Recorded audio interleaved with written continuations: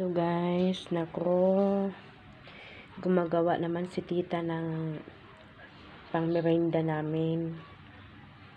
Alam mo ba guys, nako, napapagod.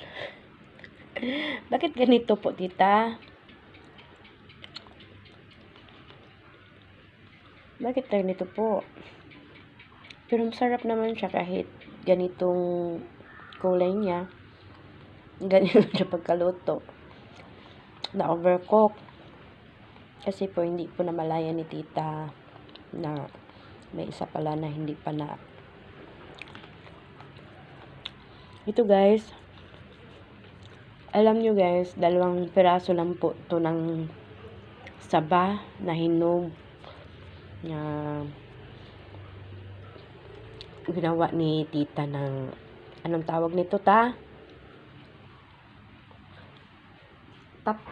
anong tawag dito yung niluluto mo? Banana cheese roll. Okay po, banana cheese roll. Ang layo mo naman eh. Tapos yun naman si Uka. Sobrang takaw. Yun ano ba to? Akala ko pa naman, di ba sabi ko black coffee? Hindi. Black coffee. Ba't ganun? Parang ano siya guys, kopi ko blanca. Yung kulay niya, magkakulay sa kopi ko blanca. Super creamy. Masarap. Masarap po.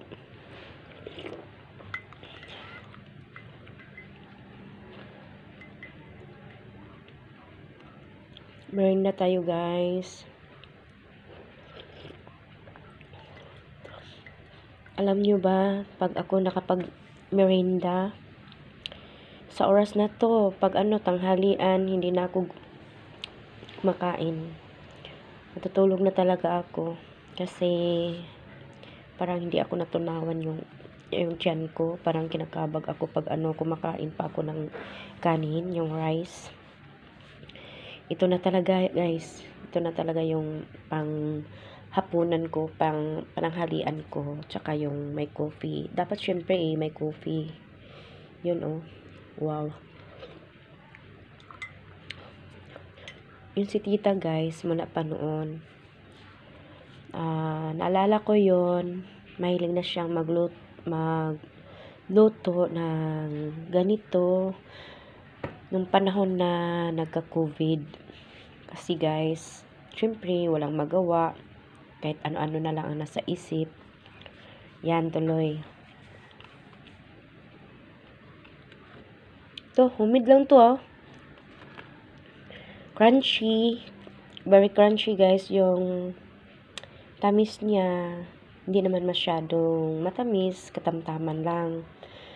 Saka malalasahan mo yung cheese, yung melt sa ilalim po nito. Pag kinagat mo to, may cheese doon, no? Sakto lang pagka-melt niya. Yung timpla niya nagka-mix yung cheese, tsaka yung asukal, no? At tsaka yung tamis ng saging na saba. Yan, nagka-mix po yan lahat.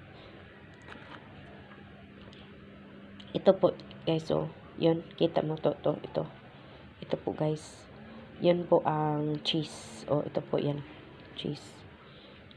Pag kagatin ko ano mo? Yan ang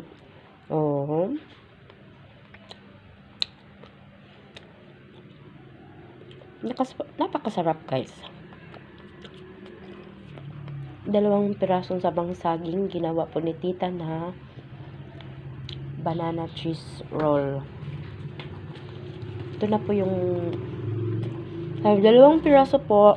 Bali 2, 4, 6, 8, 10, 12. Yung naubos ko pang-apat na po to. Pang-apat na po to guys. Kasi iba talaga pag si Ikwa ay nasa sarapan. Hindi na niya namalayan na nakakailang bisis na po siyang nakaubos na po siya ng ilang bisis, ilang piraso. So guys, dito lang po tayo guys kasi nahirapan po yung pagsasalita ni Uka. Nahirapan po si Uka sa pagtatagalog guys. Kaya guys, kayo na lang po ang mintindi. Goodbye!